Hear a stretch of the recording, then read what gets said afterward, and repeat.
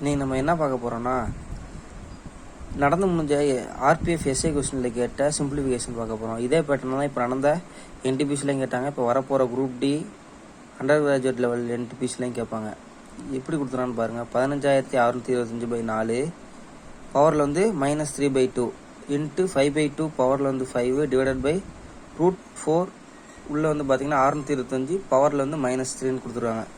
இப்போது இதை வந்து என்ன பண்ணணும், சிம்பிளிஃபை பண்ணி எழுதணும். இப்போ 15625 வந்து பார்த்தீங்கன்னா 125 ஸ்கொயரு.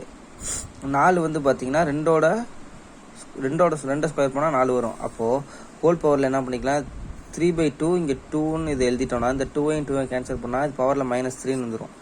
இங்கே இருக்க வேல்யூவை இதை நம்ம அப்படியே எடுத்து எழுதிக்கலாம். இதை மட்டும் என்ன பண்ணலாம், 5ஓட 5/4 தான் 625. இப்போது இந்த 4க்கும் 5/4க்கும் இந்த 4க்கும் கேன்சல் ஆயிரும்.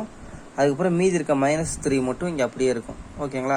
இப்போ மைனஸ்னால என்ன அர்த்தம்னா பையில் எழுதணும். இப்போ 1/5³ வரும். இந்த 1/5³ பதிலாக என்ன எழுதிக்கலாம்னா டிவைடில் இருக்கனால மேலே வரும்போது என்ன வரும், மல்டிப்ளேன்னு வந்துடும். இப்போ பாருங்கள், இது வந்து 125/2ன்னு இருக்காது, மைனஸில் இருக்கனால என்ன பண்ணிக்கணும், தலைகளை எழுதிக்கணும்னு சொன்னால் தலைகளை எழுதிட்டு அந்த கியூப் அப்படியே பண்ணிக்கணும். இப்போ 2/125 2/125 2/125 இன்ட்டு 5/2 5/2 5/2ன்னு 5 டைம்ஸ் எழுதிக்கணும்.